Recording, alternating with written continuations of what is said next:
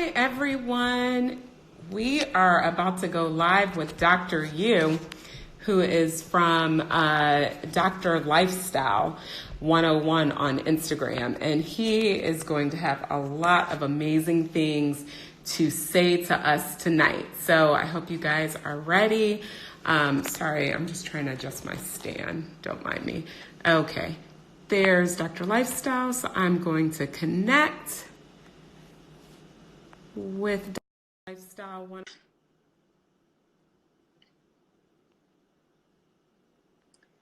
And then we will get going. Hello. Hello, how are you All doing, right. Dr. Ganhart? Good. How are you doing, Dr. Yu? I'm doing well. Thank you for having me. All right. Can you hear me okay? Yeah, I can hear you. Okay, perfect. So I'm going to go ahead and give our little welcome and disclaimer that I give every time. But hi, everybody, and welcome to another Fasting Work Girl Chat. Dr. Yu and I are physicians, but we are not your physician. However, if you live near us, you're welcome to come and make an appointment. But I say that to say that the information that we discuss tonight is for informational purposes only. So if you hear anything that you want to find out more about, then I suggest that you discuss that with your personal care provider, someone who knows your personal situation. So again, that's just our lovely disclaimer. But with that, we are going to talk about arthritis tonight, lifestyle medicine, lifestyle treatments, and I really think you guys are going to enjoy it. So I'm going to go ahead and introduce Dr. Yu, and then we will get started. So just a second, I'm going down to my introduction. All right. Hi, everybody. Dr. Yu is part of a team with Dr. Mandala, and their Instagram handle, if you go to it, is Dr. Lifestyle 101. And I highly suggest you check out their website, which is www.drlifestyle.org. Dr. Yu personally suffered from arthritis, and he was able to reverse his condition with, yes, lifestyle modifications, using food as medicine, and overhauling his diet. Yes, it does work. He is also a rheumatology fellow. So not only did he have a personal experience with arthritis, but he himself treats people with autoimmune diseases and recommends lifestyle modifications as a way to help potentially reverse some of these conditions. So with that, I want to welcome Dr. Yu to tonight's episode. And why don't you begin with just telling the viewers tonight a little bit about yourself? Yeah, so I went to medical school in Chicago, Rosalind Franklin University, and then I completed my internal medicine training at Loma University in Southern California. And then I am currently a first-year rheumatology fellow at Loma University as well. It's a 2-year program, and basically my specialty deals with arthritis and autoimmune diseases. Okay. And so in terms of arthritis, tell us a little bit about kind of what you personally experienced. Right, so I was diagnosed with, say back in high school, I went on a high protein diet. I went on the Atkins diet, and I had gout at the time from the Atkins diet. So gout, for those of you that don't know, is basically a lot of uric acid that's either not excreted or you're making too much uric acid, eating too much protein that goes into uric acid as well. And basically that crystallizes into your joints and that can cause a basically attack on the joint. And usually the manifestation is overnight you'll get one joint or two joints that just hurts. Even putting a blanket on it hurts. So that's what I got. Wow. And over the years, that joint pain basically manifested and evolved in a way that attacked my other joints, attacked my tendons as well. And I got something called enthesitis, which is basically the insertion site where the tendon attaches to the bone. That would hurt a lot as well. And I would see rheumatologists, but they were not able to really put a diagnosis on me. They didn't know what was going on. Inflammatory markers were always high, but they always said, you have gout, but you have another disease and we can't figure you out. So luckily, I was able to finally see a rheumatologist that was able to put a name to my diagnosis, and it's basically autoimmune arthritis. It's called spondyloarthritis. It's in the same family as ankylosing spondylitis. And from there, they try to give me medications that aren't immune suppressant medications, but I didn't want to go on those medications. And I knew that certain foods would trigger flares in me. So I would avoid those foods. And luckily, my wife, Melissa, she uh, found the American College of Lifestyle Medicine, which was founded at Loma Linda University. And it's a new field, new specialty over the past decade. And basically what they focus on is a whole food plant-based diet, along with other lifestyle modifications such as sleep, stress management, substance abuse avoidance, and exercise as well. So May of 2018, I went on a whole food plant-based diet, and within 2-3 months, my joint pains went away completely. And I didn't have to take any more ibuprofen or a naproxen or a Aleve, because I would get flares about every 3-4 weeks. I would sometimes take painkillers 2 weeks straight in a row, multiple times a day. But after 3 months of going whole food plant-based, all my joint pains went away, and I felt like a whole new person. And also, in August, got my labs done, and my C-reactive protein, which is one of the inflammatory markers, went negative after 8+ years of being elevated. So it's been a miracle. Wow. And I mean, I don't know if everyone picked up on that, but he was suffering, Dr. Yu was suffering for 8+ years. And I think a lot of times the tendency is once you start to have something for a while, you know, like when you first get diagnosed with something, I think people are like, yeah, you know, I can fight it, I can reverse it, yada, yada, yada. But then the longer something goes on, you start to think, oh, this is just a chronic disease that I'm going to have for the rest of my life. And so you suffered for 8 years, and then with just using food as medicine and changing your diet, something that had been going on for 8 years was practically gone in 3 months. Right. I mean, yeah, it got really bad. Sometimes I couldn't even get in the car. I would have to limp to work. I couldn't open my mouth sometimes for a couple of weeks during medical school. I couldn't eat because it would attack my TMJs. And luckily, after going whole food plant-based, it just reversed itself in a matter of months. So in terms of when you did when you went plant-based, did you do, well, first, I guess, explain to us what your diet or your lifestyle kind of looks like now when you say plant-based. So whole food plant-based diet is basically, just to put it into simple terms, basically going vegan and cutting out processed food. So basically no meat, no fish, no eggs, no dairy, and minimal processed food. So it sounds rough, but over time your taste buds get used to it and it changes. And you just find ways to cook in ways that you never expected. So that's what a whole food plant-based diet is.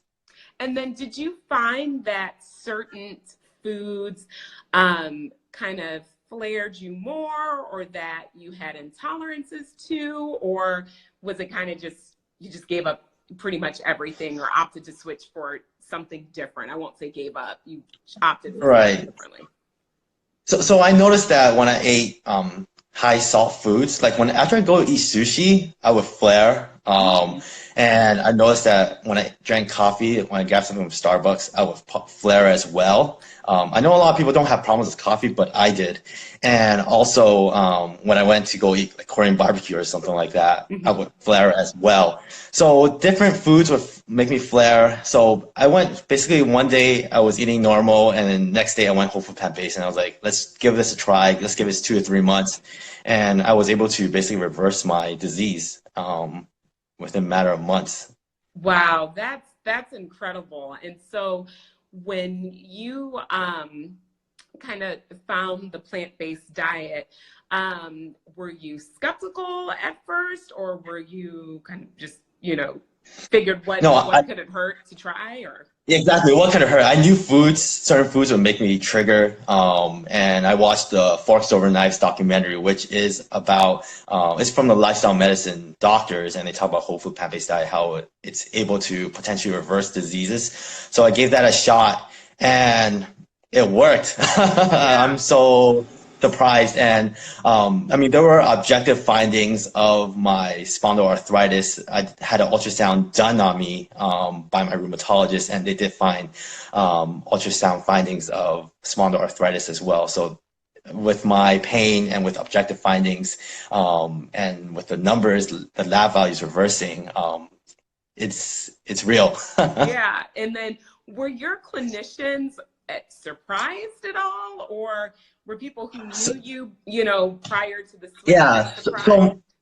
So my clinicians that help diagnose me here at Loma University are the ones that are my bosses now. Uh, They saw my reversal. So some of them, they were skeptical at first, but then now that I talk about it, I show myself improving, I show my patients improving, they are adapting to this as well. They're trying to cut out processed food, meat, and whatever they think there's evidence for. They try to cut out as well. So they're slowly adapting to this as well. And then in terms of some of the autoimmune conditions that you treat, what have you noticed? So, I mean, not to get too wide into all the different autoimmune conditions, but have you seen a plant-based diet help in other conditions like, say, lupus? That's a big Yeah. autoimmune condition that I think a lot of people are Yeah, familiar with. so definitely there's definitely testimonials out there. If you look, there people have been able to reverse their rheumatoid arthritis, their lupus, their psoriatic arthritis, ankylosing spondylitis. So in my patients that truly adapt or even just cut out certain foods, they're able to improve their lupus, their rheumatoid arthritis, their ankylosing spondylitis, psoriatic arthritis, different autoimmune disease that I treat. Some of them don't have to go whole food plant based. Every person that I've noticed this through the course of my training as a rheumatologist that not everyone's the same. Some people just have to eliminate dairy. I had a patient that eliminated dairy and her disease process improved dramatically. Some patients have to get rid of processed food, dairy, meats, fish. Mhm. They have to go all the way, Right. and then they dramatically improve. So everyone's different. But I always tell my patients, if you can go whole food plant based, that's the best. Mhm. But you don't have to. You find out what's best for you and take baby steps. Because I've noticed that patients that go all the way, sometimes they can't handle it and Right. they start eating back the way they were before. Right. And then I also think too, some people do elimination protocols, and I think Hmm. you know, those can also be helpful with the focus being on, you know, get rid of definitely the processed foods. I always tell people if it looks like you needed to attend like organic chemistry with us in order to Hmm. understand what that product label is, then you really shouldn't eat it. Like it shouldn't be a regular part of your lifestyle. And so looking and seeing kind of what flares, and just like you said, you had a patient who dairy was the issue for them, and then they cut out Hmm. dairy and then they were fine. And I'm going to assume also with them cutting out dairy, though, they were probably also decreasing like their excess sugar and additives and things like that too. So I mean, I think, you know, you definitely have to individualize the approach, because there is, you know, definitely a plant-based diet is always going to be beneficial, right? That's Right, not right, going to hurt you. right. But then, you know, there's also evidence of people doing other protocols involving low Hmm. carb and things like that who've also had disease reversal. So I think it's important, like you said, there's not necessarily a one size fit all, but I do think you have to be open to trying different things, especially if what you're doing is not working. Exactly. I mean, Because I, yeah. oh no, Some go of my ahead. patients go on the autoimmune protocol diet, and it's not whole food plant based, but they are able to dramatically improve their disease process as well. So there's no one shoe fits all here. Hmm. But I definitely think incorporating more plants in whole foods, like that's, that's not going to hurt you. It only has the potential to Right. help. So in terms of someone who's looking to go plant-based or find out more information on just how food can be used as medicine, do you have any resources that you point your patients to? Yeah, so the first thing I always ask my patients is, do they have Netflix? Because one of the first research I point my patients to is the documentary Forks Over Knives. I think movies and documentaries are very powerful, so I always point my patients to that. It's like I mentioned earlier, it's lifestyle medicine physicians on there that talk about disease reversal. It's a very high quality documentary. And then I point them to different websites, such as nutritionfacts.org, different books that they like to read, such as How Not to Die, and another book that just recently got published by Dean Ornish, who's a physician at UCSF. It's called Undo It. It's about lifestyle modifications that can help reverse chronic diseases. And also, what else do I point my patients? Those are some of the things. Oh yeah, and the American College of Lifestyle Medicine. I point my patients to that as well. Like I mentioned earlier, lifestyle medicine is a new field, new specialty up and coming. Okay, and I'm feverishly typing what you said so they can see it in the notes too. American College of Lifestyle Medicine. So I think I got all of those there in the chat, and then I'll post those to my stories later, because these are great resources where people need to see about that. So just quick, a viewer had a question as I was scrolling through. They wanted to know, Dr. Yu, did you experience any nutritional deficiencies such as vitamin B12 since you ended up going plant-based? Yeah, so vitamin B12, no, I got my vitamin B12 checked a couple months ago. It was normal. So, I mean, vitamin B12, I think we have stores in our body for at least a year, from what I remember. So I do take vitamin B12, but not as religiously as I should, supplements to make sure I do have enough B12 on my body since you mainly get it from meat and I don't eat meat anymore. Okay. So I don't have a B12 deficiency. Okay. And so in terms of too, that brings up, just not to get on a tangent, but kind of the line of supplements. I think supplements can help if you are supplementing for a specific purpose. So like, for instance, that you could potentially be at risk for vitamin B12 deficiency. So it makes sense to take a supplement in the nutrient that you are potentially deficient in. But I also see so many people come in and they're like, I'm taking green tea extract supplements and I'm taking, name it, all these different things. And I'm like, you don't necessarily need to do that. You should be able to get your nutrients from food, and then Right. whatever, you know your food is lacking something. Like, for instance, my family, we omega-3s. So you typically get that from, high quality fatty fish. I mean, there's other sources, but that's found in fish. Yeah. And so we don't necessarily, eat fish all the time. So we do take an omega-3 supplement specifically because I know that is lacking in our diet. But we don't have like this multivitamin and all these different, weird extracts and things like that, because our food quality is pretty good. So I do think you have to be careful about what you're supplementing with if it's not for a specific person. That's just how I feel. I don't know how you feel about supplements, but no, I feel the same way. I think we should get most of our nutrition from food, fruit, vegetables, whole grains, and whatever you want to eat. Most of the supplements out there are basically to grab your money. They don't really work, really. So you should focus on nutrition, focus on exercise, focus on the basics. Don't go out there and keep spending your money on supplements because most of them you don't need it.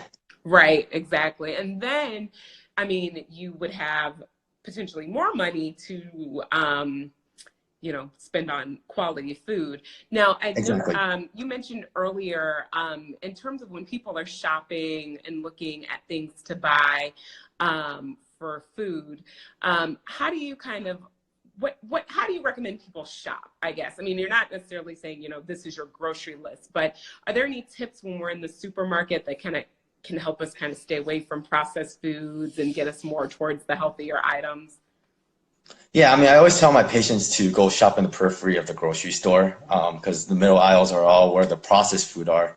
So I just tell them to stay in the periphery, stick to, if you can afford organic, then buy organic. But if you can't, then it's not the end of the world. As long as you get your fiber in, your fruits and vegetables in, I think that's one of the most important key aspects of our diet Okay. that a lot of Americans and people in general are missing. Right, right. And then there was a question from Coach Rochelle Blanc, who asked us, do we not recommend a multivitamin? So I think it just depends on what the Hmm. purpose is for the multivitamin, right? So if you a general multivitamin, I don't think is I don't consider that a waste of money. I think it's more of some of these, foo-fooey ones that are like, oh, your multivitamin has green tea extract for energy, and then it has blah blah blah for this or that. But do I think a daily multivitamin is required if you are eating a quality diet? No. Yeah. So I I think don't it think just it'll depends on hurt. what your It diet is won't like. hurt. Yeah, it won't hurt, but at the same time, do you really need it? That's the question. Right. Exactly. And so I think And if you are getting a whole rounded nutritious diet, then you may not need it. But I certainly don't have a problem with anyone taking a multivitamin, because I don't consider that a waste of money if it's a basic multivitamin. But I also don't think you need some of the special multivitamins that we see all these ads for and different things like that. That's my personal exactly. opinion. And also, you need to be careful with supplements as well. There's beta carotene. There was the supplement. If you take beta carotene supplement, it increased the risk of cancer. There was a study on it, so they had to take it off the market as well. Oh, I People didn't were really, know that. yeah. I'm There was a familiar study on with it. green tea extract and the fact that it has been linked to liver failure. So Okay, I did not know that not either. just drinking plain green tea like how it was designed to drink, but when it's something about when they extract it and concentrate it, it's actually a cause of liver toxicity. So I was like, Mhm. that's probably not good. So those are some of the things to be cautious about. We do have another question Yeah, from Dr. Trotty. Dr. Trotty, I don't know the answer to this question. I'll ask Dr. Yu. sure. It says, Yeah, what about plant-based protein powders for vegans? Do you yeah. have an So opinion on that? yeah, so I don't take plant-based protein powders. Protein powders are processed food, so I would recommend not to take it if you don't have to. But usually, if you're bodybuilding, then people like to take protein powders and plant-based protein powder. Sure, if you want to take it, but again, it is a processed food.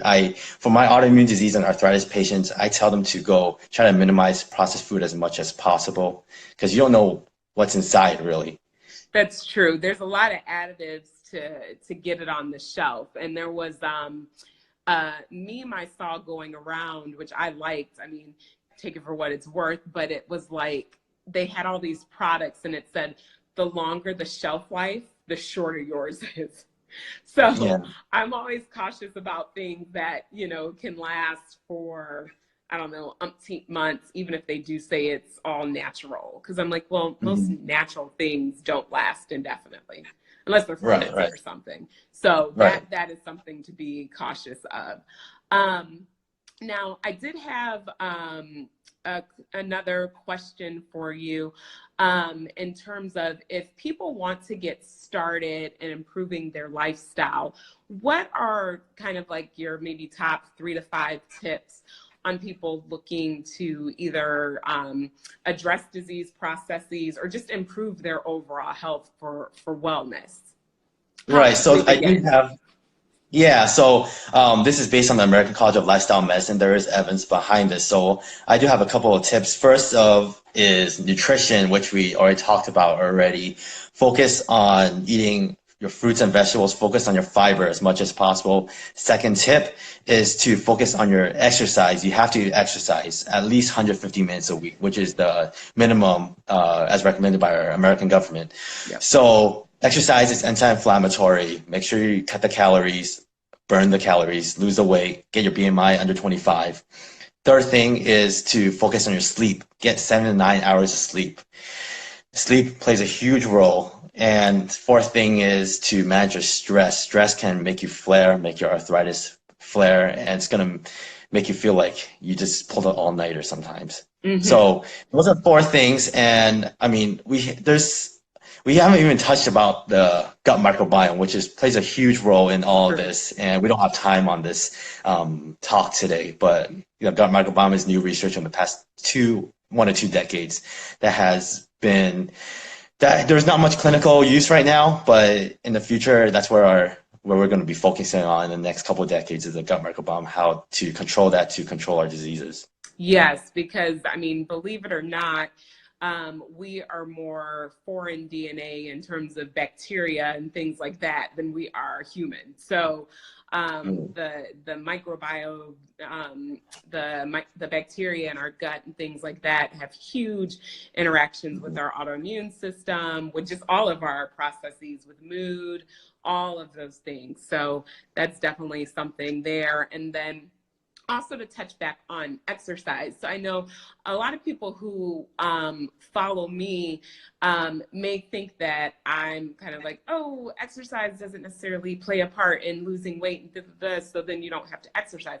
That's not what I'm saying. There are other reasons to exercise. It's just that you are not going to lose weight if your diet is poor. So that's why I say focus on your nutrition, because you can live in the gym all you want, and if your diet is poor quality, you're not going to see whatever results that you're looking for. But for general health benefit, the 150 minutes a week that Dr. Yu is referring to, that research has shown that's like the minimum amount of time to reap just general wellness benefits, including different addressing diseases, lowering cardiovascular mortality, things that you can do to improve your health without losing a single pound. Include moving more. That's also going to help with stress reduction. There have been research that shows just regular exercises can be as efficient and effective as antidepressant therapy for some people. So I mean, there are different things that go into it, which is why I think many clinicians are starting to recognize the power of lifestyle medicine. This isn't to say that we don't believe in traditional medicine. Also, both Dr. Yu and I, trained in a traditional medical school and residency setting, but that is, we should be using modern technology to supplement what we can't do with lifestyle, i.e. cure measles, you need vaccines. Lifestyle modifications and food as medicine should be the basis of our medical therapy, right? And then whatever that doesn't address, you use modern technology to help supplement that. Right. I mean, our training and our medicines are powerful, but they do come with side effects. And in my field, the side effects are increased risk of cancer, increased risk of infection, and allergic reactions. And my medications the side effects are so bad that I tell my patients, if you can, try to modify your diet and your lifestyle so I can get you off these medications in the future. Right. And so, and sorry, someone said 150 hours a week. No, 150 minutes. 150 minutes. I may have misspoke there. 150 minutes. Yes. No, I'm not working out 150 hours of anything, but 150 minutes a week. You want to be sleeping. Yeah, I'm like, that's worse than residency right there with the hours. I'm like, no, I'm not going back to that. So I think that anything else that you would like to tell us or just impart on people before we wrap up tonight? Yeah, so 80% of chronic diseases are reversible. So if you focus on your lifestyle, so as I said, sleep right, eat right, exercise, manage your stress, and avoid smoking and drug use, you should, and slowly but surely you can, it's possible that you can reverse your chronic disease, but you have to work at it. Good health is earned. Yes. And I think the other thing is too, you know, we do see that there is genetic susceptibility, meaning there could be certain changes in our DNA or whatever that make people more likely to have a disease. But the thing that we don't talk enough about is the fact that what runs in families more than genetics is their lifestyle and their nutrition. That's what's passed down generation to generation to generation. And so if we, yes, you may be predisposed to developing lupus, especially if you introduce inflammatory foods and processed foods into your diet. But then starting to remove those means that you could potentially reverse that condition. It's the same way with hypertension and diabetes. I hear a lot of patients say, well, diabetes just run in my family. And it's like, well, yeah, because maybe your bodies are more likely to react a certain way if given this type of nutrition. So let's change that type of nutrition and see what your body can do. And the body really does have a powerful mechanism of self-healing when we do use food as medicine. So with that, we've been on for about 30 minutes now, so I usually wrap it up at 30 flew minutes. by. It Didn't seem flies like 30 by, minutes. and I'm like, with no commercial breaks, I think people in network TV get off easy. They have like 3 commercial breaks, and we just talk 30 minutes straight. Right. And we could keep talking longer. We'll definitely have to do a part 2. But I definitely think the California area is very lucky to have both you and your wife there practicing and integrating modern therapies, but also giving patients hope and saying, like, look, you can take control of your health. You know, you're there as a guide, but your health is truly in your hands. And I think it's refreshing to see physicians empower people with that message. So thank you so much for joining. Thank you so much. Oklahoma's very lucky to have you too. I'm glad that we're on the same vibe where you think about lifestyle modifications before pushing in a pill on a person without even talking to them. Yes, about that. And I do think, hopefully, I mean, I see at least on Instagram and when I talk with just different colleagues that I meet at various conferences, I do feel like the pendulum is starting to swing, and I think more people are getting on board with it. And I think as we continue to discuss these things and we, you know, get more involved with academic medicine when we can and bring some of this into the medical school curriculum, I hope that within the next several years, we'll definitely see more people embrace this and we start to talk about it with our patients more. So right. And it looks like some of your viewers want to talk about gut microbiome next time. I know. So we'll have to figure that out too. I know. There's so much. It's a fascinating field. There's so much to talk about. I mean, there's just so many different aspects of health. But if anyone wants to feed their microbiome, try fermented foods. Make your own. Yes. It's really good. Yes. So that's what I would say to start with. But yeah, we'll have to figure out how to do a session on that. And like I said, there's so many topics. So eat your fiber. Yes, fiber helps your gut microbiome too. So, and then what was this? I'm curious about how plant-based diets impact the microbiome versus animal-based diets. Oh, that's like a whole. There is a lot of evidence behind it. There.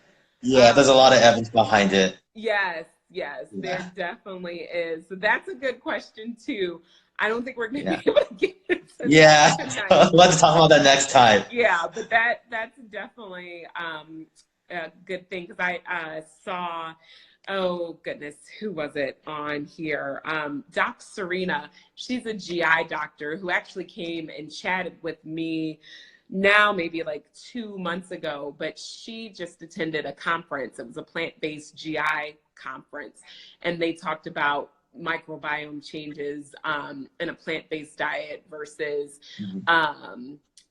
animal-based diet. And there was actually a study recently out of India that I thought was brilliant. And I apologize if I switch the regions, but I believe Northern India is more of a vegan diet lifestyle, and then Southern India is more omnivore. So animal and plant-based, and they compared the microbiome of the two populations, same country, but just separated by food, and also showed different microbiome profiles based on who was plant. And so, I mean, there's a lot of stuff coming out, and yeah, so we'll can have talk to figure out hours time about to that talk about all microbiome. of this because it's very fascinating and exciting. So, Yeah. well, thank you very Okay. much. Thank you so much. Have a good night, and we will You definitely have too. to do Thank you. this again. Yeah. Thank you. All All right, right. take See care. you. Bye. Bye, everybody. Bye.